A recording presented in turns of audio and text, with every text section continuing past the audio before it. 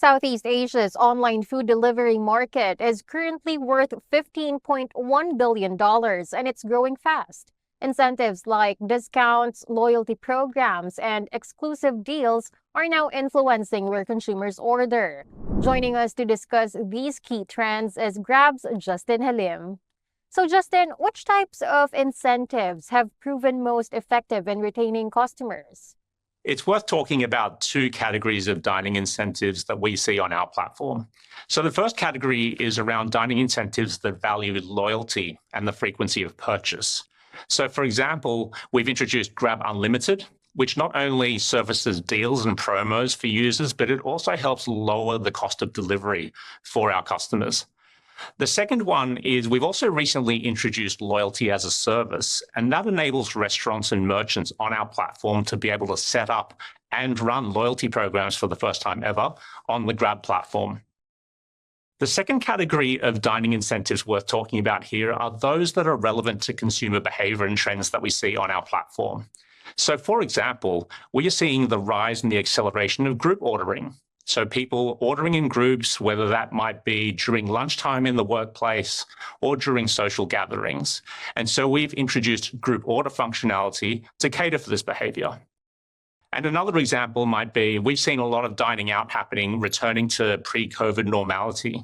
And what that means at the same time is that we're actually seeing people make decisions on where to eat and what restaurants and food types to try at home on their mobile device. So we've introduced services like Dine Out Deals, for example, that allows for restaurant visibility at the place where they are researching and making decisions as to where to eat offline. Now, looking at the bigger picture, how do consumer preferences differ across key markets in Southeast Asia? Sure. There are three things that we see on our platform in terms of consumers here in Southeast Asia.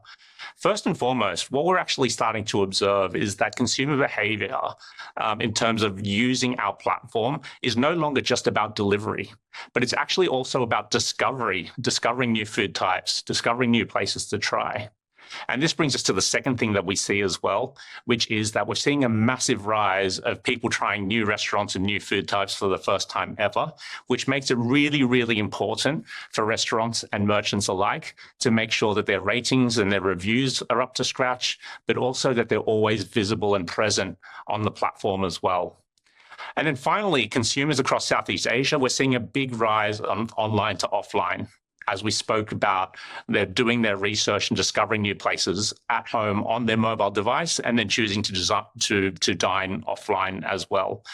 So three trends that we're seeing across Southeast Asia that's really exciting. And with evolving preferences come new features or innovations. With that, what innovations can we expect to see in the food delivery space in the next few years? Yeah, absolutely. There's three things that we see as the future of dining that are imperative. So firstly, it's really truly about understanding the consumer and the users on our platform. Really, really imperative for us to understand who they are, what their preferences are, and to be able to deliver this nirvana of personalized experiences. Secondly, we think technology plays a fundamental role in enabling that. So embedding AI into our platform and our range of services allows us to better anticipate user needs, deliver those personalized experiences, but at the same time, they help merchants as well in terms of optimizing their menu visibility, be they images or menu descriptions and so on. And then finally, the future of food and future of dining is what it has always been. It's been met with a lot of choice, a lot of different restaurants, a lot of food types, but also choice on the consumer perspective as well about how they dine. Be that ordering for dining at home, be that dining out, be that group ordering, be that solo dining.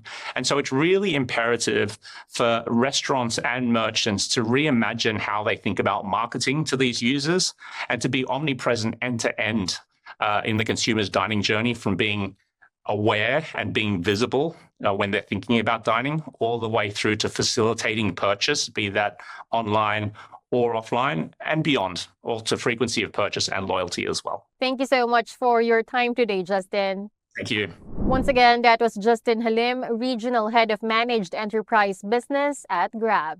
For more news, visit QSR Media Asia.